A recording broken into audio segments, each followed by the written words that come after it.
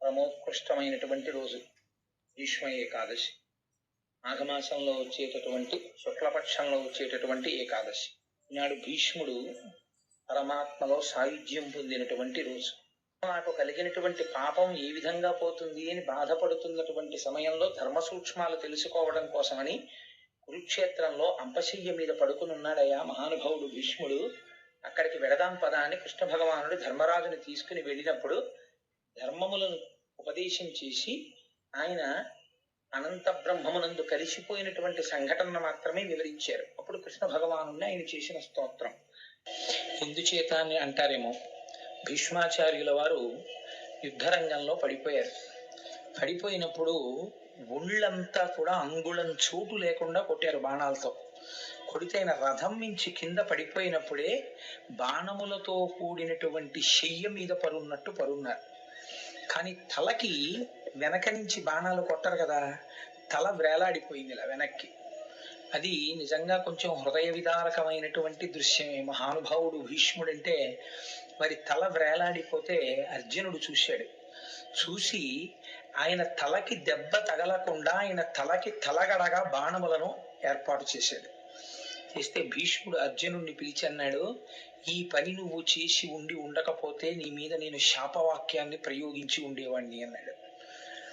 అంతటి మహానుభావుడైనటువంటి భీష్ముడు పంచప్రాణములు అని ఉంటాయి, ప్రాణ అపాన వ్యాన ఉదాన సమానములు అని.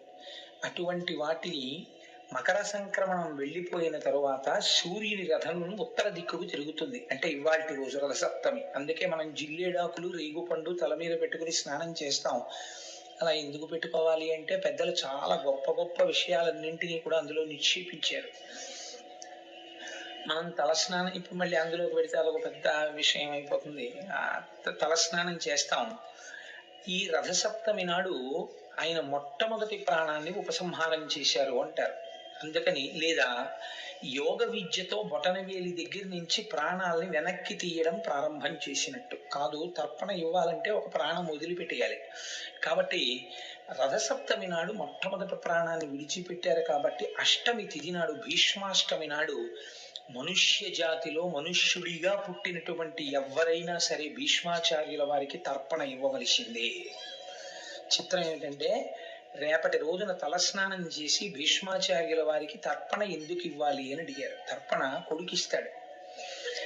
భీష్ముడికి ఒక్కడికి మాత్రం ఇంకెవ్వరికి లేదు మర్యాద, ఒక్క భీష్ముడికి.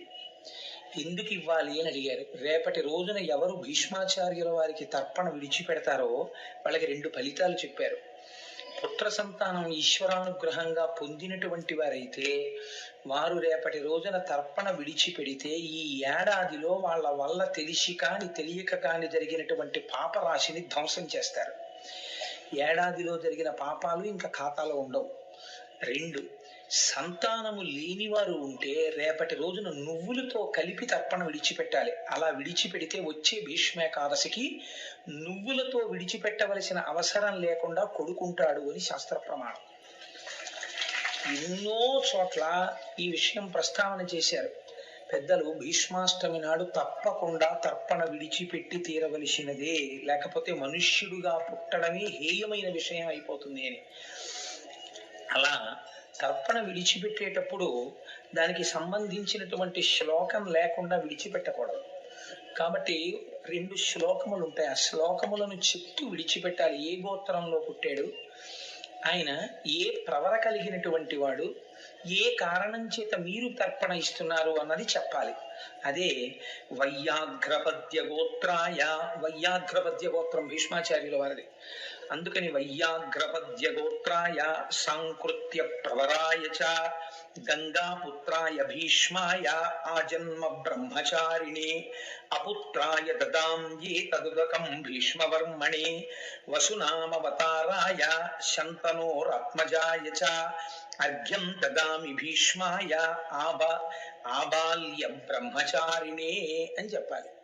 అంటే మహానుభావ, నీవు వైయాఘ్రపద్య గోత్ర సంభవుడవు, సాంకృత్య ప్రవర కలిగినటువంటి వాడవు, గంగాదేవి యొక్క పుత్రుడవు, ప్రతిజ్ఞ చేసి భీష్ముడన్న పేరు పొందినవాడవు, ఆజన్మాంతరము బ్రహ్మచారిగా జీవితమును గడిపినటువంటి వాడవు, ఆ కారణము చేత కొడుకులు లేనివాడవు, అందుచేత నీ వంటి ధర్మమూర్తి యుద్ధ భూమిలో పడిపోయినప్పుడు కృష్ణ భగవానుడంతటి వాడు ఈ పని చెయ్యవలసిందే అన్నాడు కనుక నేను భీష్మవర్మని. క్షత్రియుడైతే వర్మ అనాలి, వైశ్యుడైతే గుప్త అనాలి, బ్రాహ్మణుడైతే శర్మ అనాలి ఉపనయనం తర్వాత.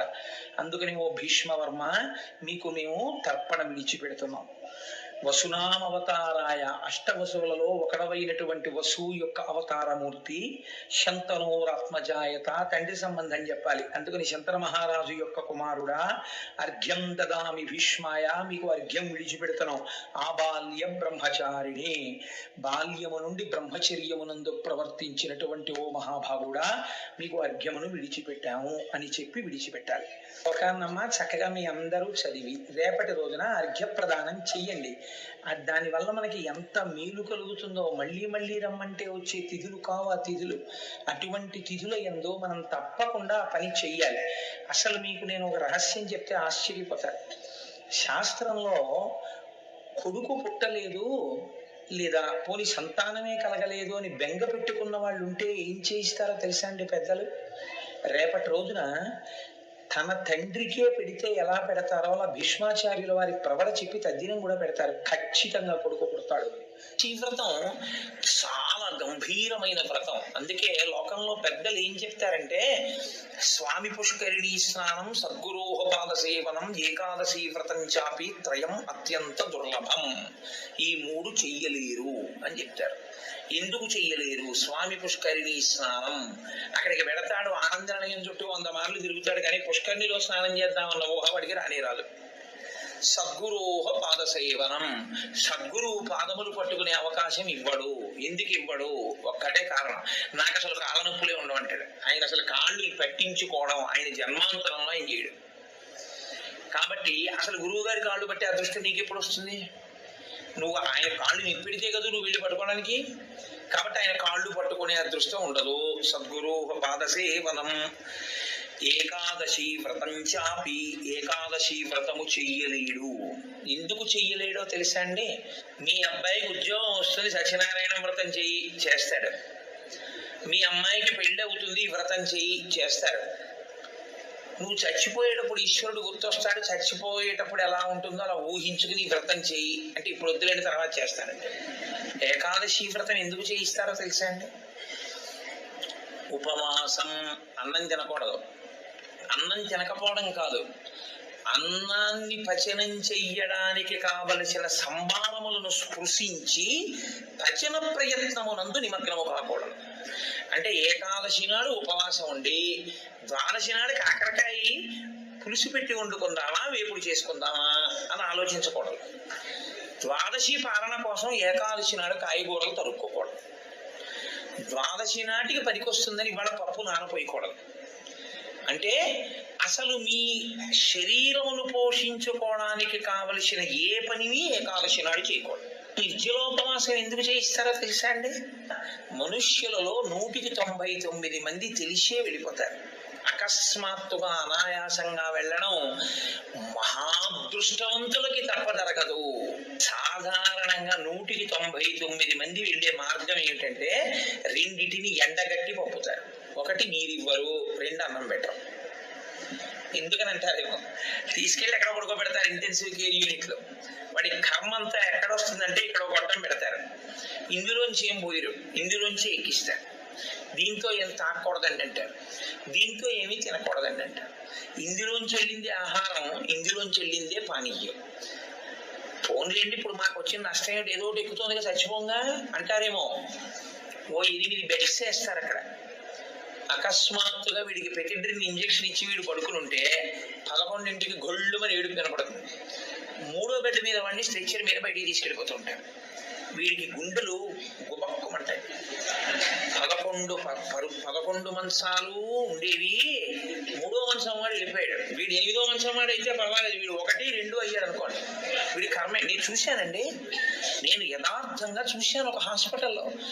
నేను దీన్ని ఏమి హాస్యంగా చెప్తున్నానని మీరు అనుకోకండి. 3 మంచాలలో మధ్య మంచం ఆయన వెళ్ళిపోయాడు. నేను చూస్తున్నా, ఎవరో కాదు మా బంధువే. ఏడుస్తుంటే డాక్టర్లు అన్నారు, అమ్మ ఇక్కడ ఏడవకూడదు, నిశ్శబ్దంగా తీసుకెళ్లి బయట ఏడవండి అన్నారు. ఎందుకంటే వాళ్ళు వెళ్ళిపోతారు, గట్టిగా ఏడిస్తే ఏడవకూడదు అన్నారు. నిజమే అది. వాడు అప్పటికే నేను విడిపోయిన వాడిని చూడటం లేదు, 1, 3 మంచాల వాళ్ళని చూస్తున్నాను. వాళ్ళు వీడు వెళ్ళిన మార్గం మూసుకుపోవుగాక అని వాళ్ళిద్దరు అలా చూస్తున్నారు. వీడు అదే వ్యాధితో జాయిన్ అయిన వాడికి ఎంత భయంగా ఉంటుందండి. గబాలను ఓ గోనుగుడలో బారేసి దగ్గర చేసి పట్టుకెళ్ళిపోతున్నారు బయటికి. పట్టుకెళ్ళిపోతుంటే ఆ బయటికి తీసుకెళ్ళిన తర్వాత ఇలా కిటికీలోంచి చూస్తే ఏం చేస్తున్నారో అన్నీ కనపడుతున్నాయి. కనపడుతుంటే వీడికి ఎలా ఉంటుంది, వీడి పరిస్థితి ఎలా ఉంటుంది? నాన్న రామకృష్ణ అనుకో, ఇప్పుడు అంటే నీ మొహం ఇచ్చా ఎక్కడంటానంట, తినలేడు, తాగలేడు, బయటికి వెళ్ళలేడు, తింటే తప్ప తాగితే తప్ప నిద్ర పట్టడం అలవాటుగా చేసుకుని ఉన్నవాడు కడుపు నిండా తింటే కనుబడిపోతుంది. అందుకని రాత్రి అయ్యేటప్పటికి బాగా తినేసి పడుకోవడం, నిద్రైపోవడం, మళ్ళీ లేవడం, మళ్ళీ తింటూ ఉండడం, ఇది అలవాటు అయిపోయింది చాలా కాలంగా. ఇప్పుడు కాదు, కోట్ల జన్మలుగా జీవుడు అలవాటు చేసుకున్నాడు దీన్ని. ఇప్పుడు తినకుండా తాగకుండా ఈశ్వరుణ్ణి నామం కూడా చెప్పు, ఇంతకన్నా క్లేశం ఇంకోటి ఏముంటుందంటే? తినద్దంటే క్లేశం, తాగద్దంటే క్లేశం.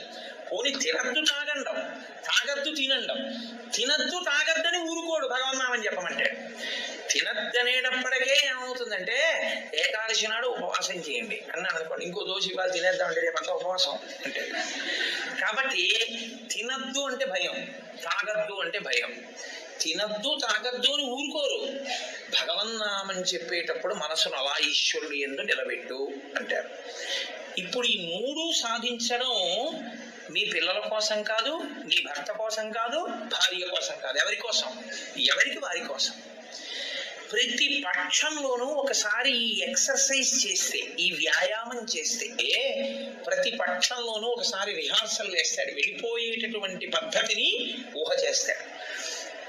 ఏమీ తినడం, ఏమీ తాగడం, ఈశ్వరుణ్ణే స్మరిస్తూ ఉంటాడు.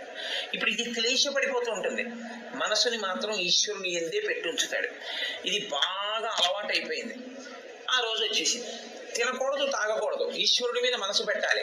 అభ్యాసం కూసు విద్య కదూ, నిలబెట్టేస్తే ఏమయ్యాడు?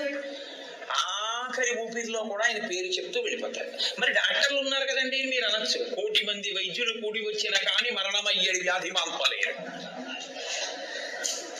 చచ్చిపోయే వాళ్ళందరూ డాక్టర్లు లేక చచ్చిపోయారు అనుకోకండి. ఈశ్వరుడు ఆయుర్దాన్ని ఇవ్వాలనుకుంటే డాక్టర్ రూపంలో అనుగ్రహించగలడు అంతే, ఈశ్వరుడు ఇచ్చినవాడు. కాబట్టి ఏకాదశి వ్రతానికి ఉన్న ప్రధాన ప్రయోజనమేమి? అది మృత్యువుని వచ్చినప్పుడు ఎలా ఉంటుందో సంబంధమైనటువంటి తర్ఫీదు మనసుకు ఇచ్చుట. అందుకే ఏ వ్రతానికి చెప్పండి ఏకాదశి వ్రతం చాపి త్రయం అత్యంత దుర్లభం అని ఎందుకంటారో తెలుసా అండి? అసలు నువ్వు అలా ఊహ చేస్తూ కూర్చుని సిద్ధంగా ఉండడం 1/2 గంట చెయ్యలేవు. ఓ వారం ఓ పక్షంలో చేసి అయ్యి బాబోయ్ అలా మళ్ళీ ఏకాదశి వచ్చేస్తే మళ్ళీ అలా ఊహిస్తూ అలా ఉండాలంటే భయంగా ఉందండి, ముక్కోటి ఏకాదశి చేసేస్తానండి అంటే. మామూలు ఏకాదశి నాడు మీరు ఉపవాసం చేసేటప్పుడు పండు కాని, కాయ కాని, అథవా కాసిన పాలు కాని తాగితే ఉపద్రవం ఏం రాదు, దానికి దోషం పట్టదు శాస్త్రం. ఎందుకంటే శాస్త్రం ఉపవాసం మీద చర్చ చేస్తుంది. ఉపనిషత్తుల్లో విషయం ఉంది, వేదంలో ఆ విషయం ఉంది. ఎప్పుడెప్పుడు ఉపవాసం ఎలా చెయ్యాలి అన్నది ఉంది. ఆదివారం నాడు కానీ, పౌర్ణమి నాడు కానీ, అమావాస్య నాడు కానీ రాత్రి ఉపవాసం మాత్రమే చెయ్యాలి, పగటిపూట ఉపవాసం చేయకూడదు. ఆదివారం నాడు రాత్రి ఏమీ తినకూడదు, పౌర్ణమి నాడు రాత్రి ఏమీ తినకూడదు, అమావాస్య నాడు రాత్రి ఏమీ తినకూడదు. ఆ ఉపవాస నియమం అక్కడ వరకే. పగటి పూట మీరు భోజనం చేసినా పలహారం చేసినా శాస్త్రం అడ్డురాదు. సాధారణంగా శాస్త్రం ఏం చెప్తుందంటే 2 పర్యాయములు తీసుకోమని చెప్తుంది. 2 పర్యాయములు తీసుకోవచ్చు, కానీ ఇక రాత్రి వేళ తినకూడదు. అష్టమి తిథి, చతుర్దశి తిథి, ఈ 2 తిథుల్లో పగటి వేళ తినకూడదు, రాత్రి వేళ తినాలి. పగటి వేళ ఏమీ తినకుండా ఊరుకుని నక్షత్ర దర్శనం అయిన తర్వాత మాత్రం భోజనం చేయొచ్చు. అది ఒక్క అష్టమి చతుర్దశి తిథులకు. కాబట్టి ఈ తిథులలో ఉపవాసాలకి, వారములలో ఆదివారం ఉపవాసాలకి, ఎందుకంటే వారాలు అన్ని యుగాల్లో లేవు, కలియుగంలోనే వారాలు. మీరు రామాయణాన్ని చూస్తే రామాయణంలో వారాలు ఉండవు. కాబట్టి వార నియమం ఎవరికి వచ్చిందంటే ఒక్క కలియుగంలోనే వచ్చింది. కలియుగంలో ఆదివారమే ఉపవాసం ఎందుకు పెట్టారో తెలుసా అండి? ఆరోగ్యం భాస్కరాది చేత్, ఆరోగ్య ఆరోగ్యము సూర్య భగవానుడి యొక్క అనుగ్రహంతో నిలబడుతుంది. సూర్య భగవానుడు అధిదేవతగా కలిగినటువంటి రోజు, ఆయన యొక్క తేజస్సు ఎక్కువగా పరిపుష్టమయ్యే రోజు భానువారము, ఆదివారం. అటువంటి సూర్య భగవానుడి యొక్క అనుగ్రహం కలగాలి అంటే ఆదివారం నాడు ఉపవసించాలి. ఉపవసించుట అన్న మాటని మీరు ఎప్పుడు రెండు కోణాల్లో అర్థం చేసుకోవాలి. రెండు కోణాల్లో అర్థం చేసుకోవడం అంటే, కడుపు ఖాళీ అయిన తరువాత మళ్ళీ వేయకుండుట. శరీరానికి ఆరోగ్యం ఎప్పుడు డాక్టర్ దగ్గరికి వెళ్లకుండా ఉండడానికి 3 ఉన్నవాడు వెళ్ళడు అని ఆయుర్వేదం చెప్తుంది. ఎవరు వెళ్ళడు అంటే, కడుపులో వేసిన పదార్థమంతా ఖాళీ అయ్యే వరకు మళ్ళీ వెయ్యనివాడు. ఎడం పక్కకి తిరిగి ఎడమ చేతిని తల కింద పెట్టుకుని గుండెలు పరుపుకో బొంతకో తగిలేట్టుగా పడుకున్నవాడు వైద్యుణ్ణి చూడడు.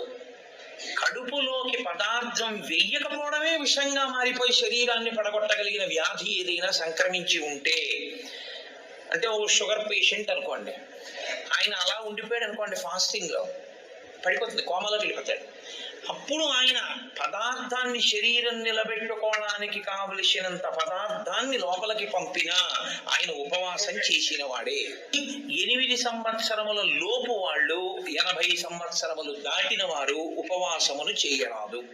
ఉపవాసమును చేయరాదు అంటే పదార్థమును విసర్జించి ఉండరాదు. కాబట్టి ఉపవాసము అన్న మాటలో మీ కడుపు కండరములు కదలకుండా విశ్రాంతి ఇచ్చుట అన్నది ప్రధాన ప్రక్రియ. కానీ ఇవాళ భీష్మ ఏకాదశి పర్వదినాన్ని పురస్కరించుకుని నేను కించిత్ స్వేచ్ఛ తీసుకుంటున్నాను. అందుచేత మహాభారతము, దేవీ భాగవతము, ఇతర గ్రంథాల్లో ఉండేటటువంటి భీష్ముడి యొక్క చరిత్రని ఒక చోటికి క్రోడీకరించి దాన్ని ఒక్కసారి ఆవిష్కరించే ప్రయత్నం చేసి చిట్ట చివర భీష్మ స్థుతిలోకి వచ్చేస్తాను. అప్పుడు భాగవతంలో ఉన్నటువంటి విషయాన్ని పూర్తి చేసినట్టు ఉంటుంది, ఇవాల్టి రోజున వినవలసినటువంటి విషయం ఏదో అది విన్నట్టు ఉంటుంది. ఏది వినడం చేత ఇవాళ మనం తరిస్తామో, ఏ మహాపురుషుడి యొక్క జీవితాన్ని మనం వినాలో అది వివరించే ప్రయత్నాన్ని చేస్తాను. గొప్ప మాట చెప్పాడో చూడండి, ఇదే ఆఖరి పద్యం భీష్ముడిది.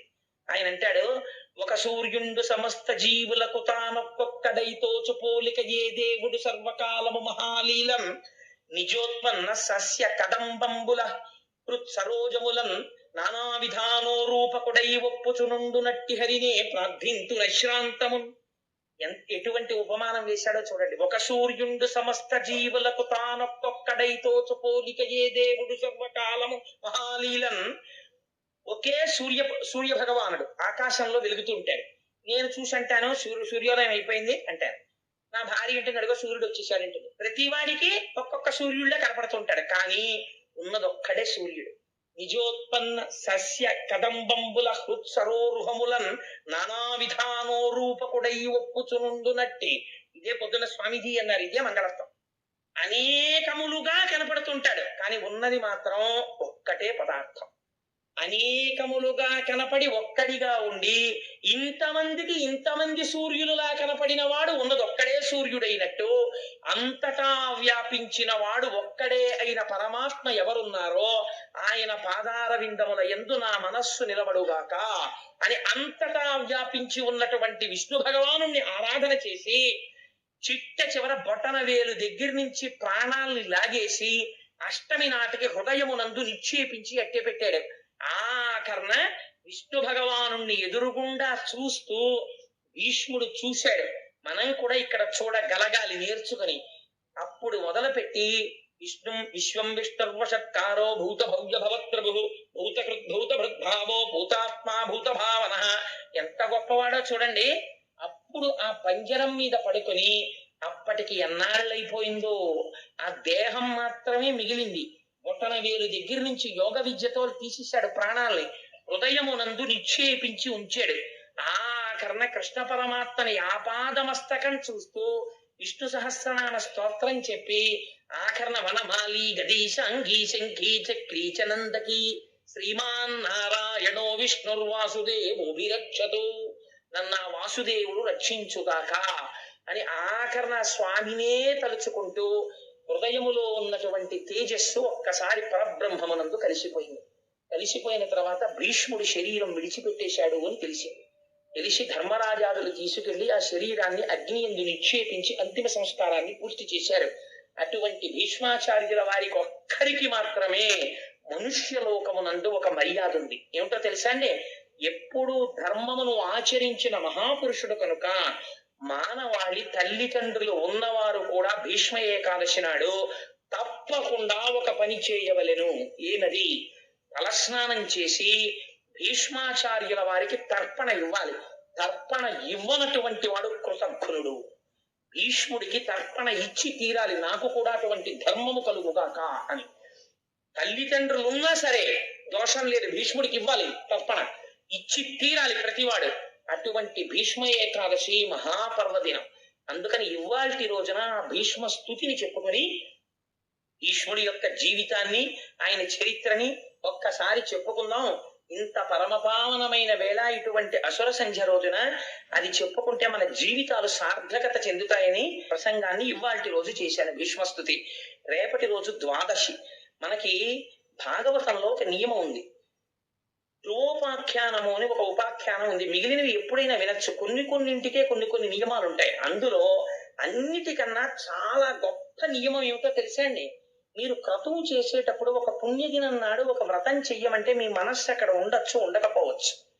కానీ భాగవతం అంటుంది కొన్ని కోట్ల కోట్ల కోట్ల జన్మల తర్వాత ఎప్పుడో ఎవడో ఒక్క మనుష్యుడు మాత్రమే ఈశ్వరుడి అనుగ్రహం ఎవరు పొందారో వాడు మాత్రమే ద్వాదశి నాడు ధ్రువోపాఖ్యానాన్ని వింటున్నాడు. ఒక్క సూర్యుడే ప్రకాశిస్తూ ఉంటాడు.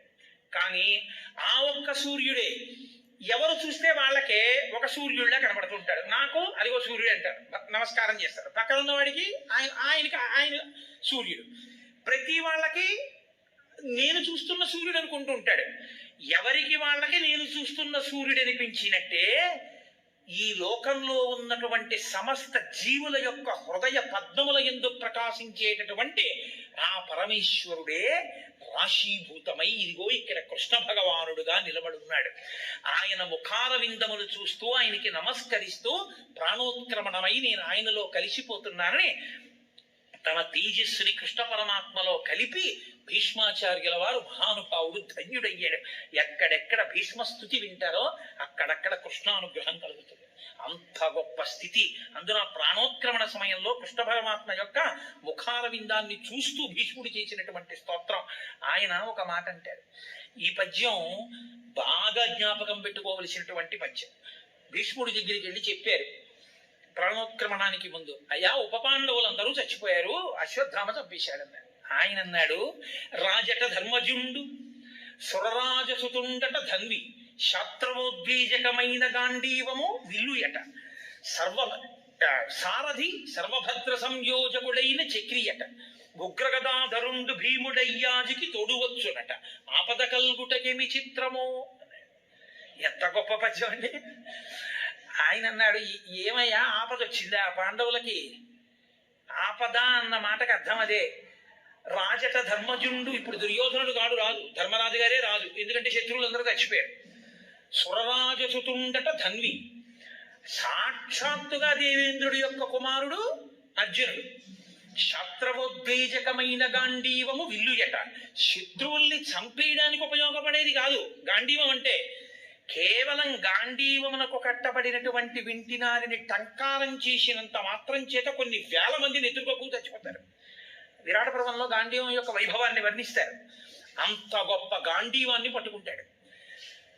ఆయనకి సారథ్యం చేసేవాడు సారథి సర్వభద్ర సంయోజకుడైన చక్రియట, సుదర్శన చక్రాన్ని చేతిలో పట్టుకుని లోకములన్నింటినీ కాపాడేటటువంటి కృష్ణ పరమాత్మ సారథి.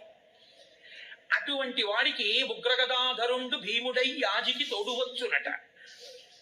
చాలా కోపంతో గదాదండాన్ని పట్టుకుని గిరగిరా తిప్పుతూ తిరిగేటటువంటి భీమసేనుడు ఆయనకి తోడొస్తూ ఉంటాడు. ఇలాంటి వాళ్ళందరూ అక్కడుంటే వాళ్ళ పిల్లలందరూ ఒక్క రాత్రి ఓ పరికి మాలిన వాడి చేతిలో చచ్చిపోయారంటే ఏమనుకోవాలి? ఆపదకల్ గుటకేమి చిత్రమో. ఇటువంటి ఆపదలు వచ్చాయంటే ఏమనుకోవాలి? కాలోహి బలవాన్ కర్త సతతం సుఖదుఃఖయో నరాణం పరతంత్రాణం పుణ్య పాపానుయోగత అంటాడు వ్యాసుడు దేవి భాగవతంలో. కాలము బహుబలవత్తరమైనది. అందుకు కదూ భగవద్గీతలో కాల కలయతామహం అంటాడు. నేను లెక్కలు కడుతూ ఉంటాను. ఎవరెవరిని ఎంతకాలం ఉంచాలో, ఎలా తీసేయాలో, ఏ అనుభవింపజేయాలో, ఎవరితో కలపాలో, ఎవరితో తీసేయాలో అన్ని లెక్కలు కడతానయా, నేను మహాగణకుడిని కాలరూపంలో ఉంటానన్నాడు. ఎంత చిత్రమో చూశారా అన్నాడు. అంటే మనం పైన ఎన్ని రక్షణ సాధనములను పెట్టుకున్నామని అనుకున్నా ఈశ్వరుడు ఆపద రావడాన్ని అంగీకరిస్తే ఆపగలిగిన మనగాడు ఈ లోకంలో లేడు. ఈశ్వరానుగ్రహం ఉందా? కడుపులో ఉండి బ్రహ్మాస్త్రం చేత దహింపబడుతున్నవాడు కూడా రక్షింపబడతాడు. కాబట్టి ఆపద కల్గుటకి ఏమి చిత్రమో. భాగవతంలో ఈ పద్యాలు వింటే మనకి ప్రతి చిన్న విషయానికి మనసు పెద్దగా కదిలిపోయేటటువంటి లక్షణం ఉండదు. స్థిరంగా నిలబడుతుంది. ఓ ఈశ్వరుడు ఒకడున్నాడు, వాడి సంకల్పం అని. కాబట్టి ఏమి భాగవతం అవుతుంది 10 రోజుల్లో, ఏమి ఘట్టాలు అవుతాయి. 8:30 అయిపోయింది. వేరొక్క ఘట్టాన్ని ప్రస్తావన చేసి వాటి ఉపన్యాసాన్ని పూర్తి చేసేస్తాను. ఆ పుట్టినటువంటి పరీక్షిత్తు పెద్దవాడయ్యాడు. కృష్ణ పరమాత్మ శరీరాన్ని విడిచిపెట్టేశారు. అంటే ఆ మాట ముందు ఎందుకు చెప్పవలసి ఉంటుందంటే, భాగవతంలో ఇది చెప్పకపోతే పరీక్షిత్తు భాగవతం వినడం మొదలు పెట్టడం కుదరదు. కాబట్టి మళ్ళీ కృష్ణలీలలు వస్తాయి, కృష్ణుడు పుట్టడం అవి వస్తాయి. కంగారు పడిపోకండి, కృష్ణుడి శరీరం విడిచిపెట్టారు. కాబట్టి కృష్ణుడి యొక్క నిర్యాణం అయిపోయింది. పాండవులందరూ భారమైనటువంటి హృదయ స్థితిని పొందారు. ధర్మరాజు గారు, ఇతర పాండవులు, ద్రౌపదీదేవి స్వర్గారోహణ పర్వంలో శరీరాన్ని విడిచిపెట్టేశారు. శరీరాన్ని విడిచిపెట్టే ముందు పరీక్షిత్తుని సింహాసనం మీద కూర్చోబెట్టి పట్టాభిషేకం చేశారు. మహాధర్మాత్ముడు పరీక్షిత్ తన తాతలు ఎలా పరిపాలన చేశారో అలా పరిపాలన చేసేటటువంటి స్థితి కలిగిన వాడు గొప్ప కృష్ణ భక్తుడు. అటువంటి వాడు రాజ్యాన్ని పరిపాలన చేస్తున్నాడు. పరిపాలన చేస్తున్నటువంటి కాలంలో ఒకానొకప్పుడు ఆయన రాజ్యం అంతా విజయయాత్ర చేసి వేటాడి వెడుతున్నాడు. వేటాడేటప్పుడు పోతన గారు ఒక చమత్కారమైన మాట అన్నారు. వేటాడినటువంటి పరీక్షిత్ అన్నిటినీ వేటాడాడు, కానీ చంద్రుడిలో ఉన్నటువంటి మృగాన్ని ఒక్కదాన్ని వదిలిపెట్టాడు అన్నారు. అంతా వేటాడాడు. చిత్రం ఏమిటంటే, ఆయన తిరుగుతున్నప్పుడు ఆయనకు ఒక ఆశ్చర్యకరమైనటువంటి సందర్భం కనపడింది. ఒక ఆవు ఒకటి ఏడుస్తోంది. దానికి దూడ లేదు. దూడలేని ఆవు ఏడుస్తోంది. దాని ఎదురుగుండా ఒక ఎద్దు నిలబడి ఉంది. ఆ ఎద్దుకి ఒక్క కాలు మీదే ఉంది. ఆ ఎద్దు 3 కాళ్ళు లేవు. అసలు ఒంటి కాలు మీద ఎద్దు నిలబడడం అన్నది మీరు ఊహించనే లేదు. అంత కష్టం ఎద్దు శరీరానికి.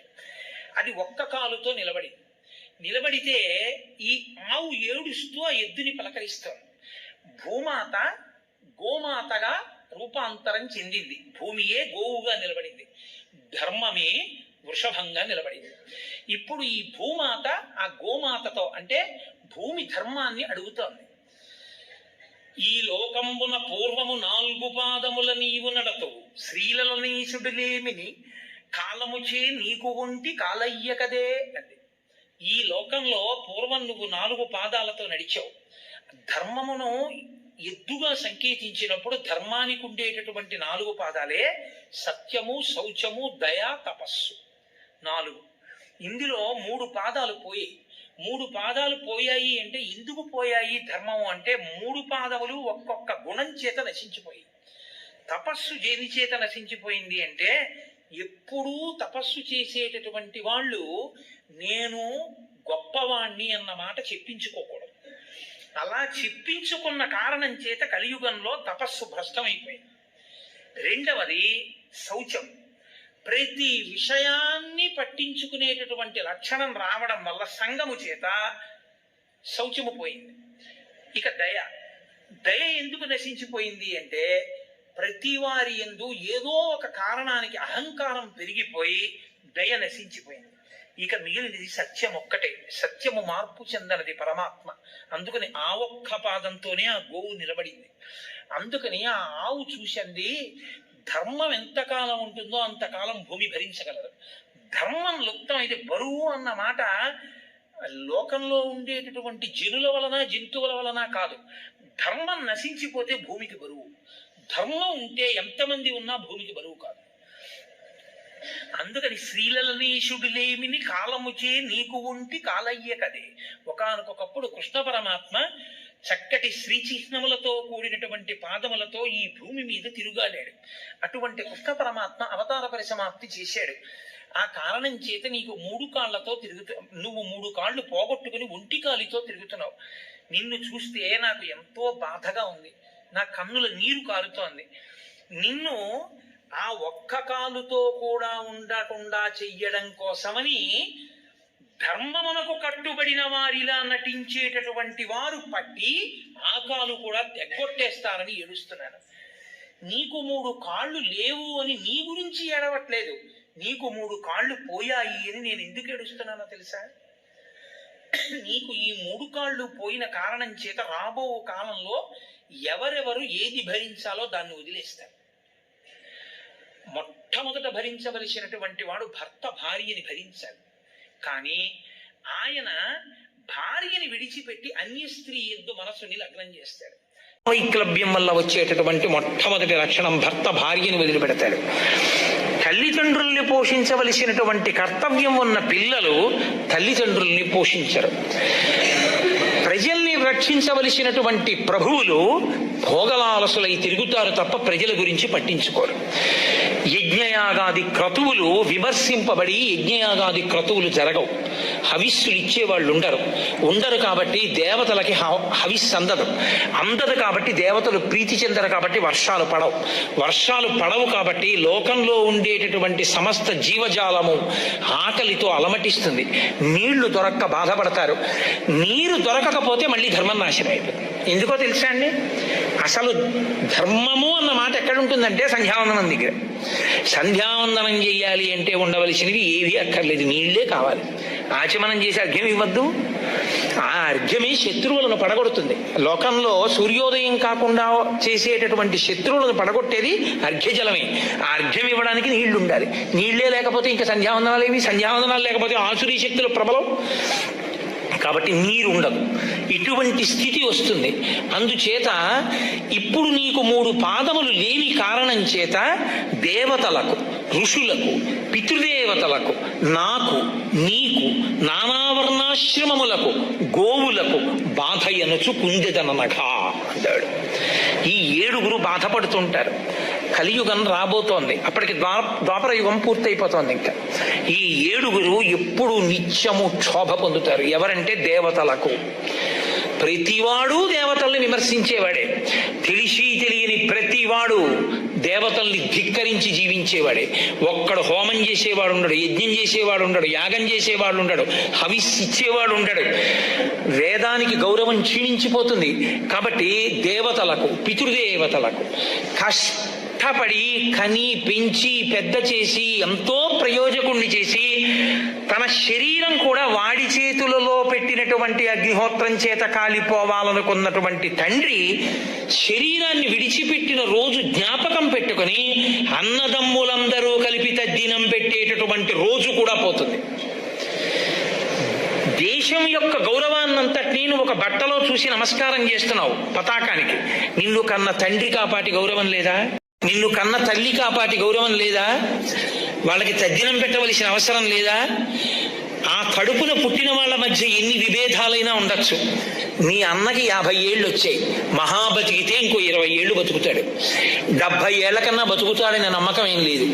ఇంకొక 20 ఏళ్ళు బతికితే ఏడాదికి అన్న తమ్ముడు కలిసి మాట్లాడుకునేటటువంటిది మహా అయితే 5 రోజులు ఉంటుంది. 5 రోజులు ఉంటే ఇంకా అన్నగారు బతికున్న 20 ఏళ్లలో 25లు 100 రోజులు కలుసుకుంటారు. 100 రోజుల్లో రాత్రి ఇద్దరూ నిద్రపోతారు కాబట్టి అన్నదమ్ములు 50 రోజులు మాత్రమే పగళ్ళు ఉంటారు. ఈ 50 రోజుల్లో ఇద్దరూ కూర్చుని మాట్లాడుకుంటూ ఉండడం కుదరదు కాబట్టి ఎవరి పనుల మీద వాళ్ళు వచ్చి ఇద్దరూ మాట్లాడుకోవాలి కాబట్టి మహా అయితే తమ్ముడి దగ్గరికి అన్న దగ్గరికి తమ్ముడు వెళ్ళినటువంటిది రోజుకి 3 గంటలు కలిసి ఉంటారు అనుకుంటే 23 60 గంటలు కలిసి ఉంటారు. 60 గంటలు కలిసి ఉంటారంటే ఇక ఈ జీవితంలో తల్లిదండ్రులకు పుట్టినటువంటి అన్నదమ్ములం అనిపించుకున్నటువంటి వాళ్ళం కలిసి ఉండేది ఇక 3 రోజులు మాత్రమే, మాట్లాడుకునేది 3 రోజులు మాట్లాడుకోవడానికి మాత్రమే ఉన్నటువంటి జీవితంలో దేనికి అన్నగారితో మాటలు మానేయాలి తమ్ముడు? దేనికి అన్నదమ్ములు? మహాపండితుడు ఎంతో ఈశ్వరోపాసన చేసినటువంటి తండ్రికి తద్దినం పెట్టేటప్పుడు అన్న తమ్ముడు కలిపి తద్దినం పెట్టని దౌర్భాగ్యం ఎందుకు ఏర్పడాలి? అంటే కలియుగం యొక్క లక్షణం. ఏ కారణం లేకుండా అన్నదమ్ములు తల్లిదండ్రులకి తద్దినం పెట్టేటప్పుడు కూడా కలుసుకోరు. ఖాళీ లేదు, లేకపోతే మాటలు లేవు, కలవరు. అంతకన్నా దురన్యాయం ఏముంటుంది లోకంలో? కాబట్టి దేవతలకు, ఋషులకు ఋషి తర్పణం అని చెప్పి ఋషి రుణం అని మనకుంది. వాల్మీకి మహర్షి రామాయణం ఇచ్చారు. లక్షలు ఖర్చు అవుతున్నాయి. 7 కాండలు తెచ్చి ఇంట్లో పెట్టుకున్నవాడు కనపడ్డాడు. అక్కర్లేని పెయింటింగ్, అదేమిటో అర్థం కాదు, 10,000 పెట్టి తెచ్చి ఇంట్లో పెడతాడు. రామాయణం పుస్తకాలు ఉండవు, భాగవతం పుస్తకాలు ఉండవు, భారతం పుస్తకాలు ఉండవు, 4 పద్యాలు నోటికి రావు. తీసుకెళ్లి నించోపెట్టి ఎక్కడిదో ఎప్పటిదో సినిమా కథ కొంచెం చెప్పి ఆప్ చేసి, మిగిలింది చెప్పి ఆప్ చేసి, ఈ సినిమా ఏమిటి అని అడిగితే ఠక్ అని చెప్తాడు. ఇందులో నాయకుడు ఎవరంటే చెప్తాడు, నాయిక ఎవరంటే చెప్తాడు, దర్శకుడు ఎవరంటే చెప్తాడు. పాట కొద్దిగా పాడి మిగిలింది ఏమిటంటే పాడతాడు. పోతన గారి భాగవతంలో పద్యం రాదు. కాల్చేయద్దువండి, ఋషులు అవమానింపబడలా? కాబట్టి దేవతలకు, ఋషులకు, పితృదేవతలకు, తండ్రికి తల్లికి తద్దినం పెట్టేవాడు ఉండడు. పితృదేవతలకు, నాకు అంటే భూమికి, నీకు, ధర్మానికి, నానావర్ణాశ్రమములకు, ఎవడి ఆశ్రమం వాడికి ఉండదు, ఎవడి కర్తవ్యం వాడు చేయడు. నానావర్ణాశ్రమములకు, గోవులకు, ఆవుని రక్షించేవాడు, ఆవుని పోషించేవాడు, ఆవుకి నమస్కరించేవాడు ఉండడు. ఆవుల్ని చంపి వ్యాపారం చేసుకునే స్థితి లోకంలో వచ్చేస్తుంది.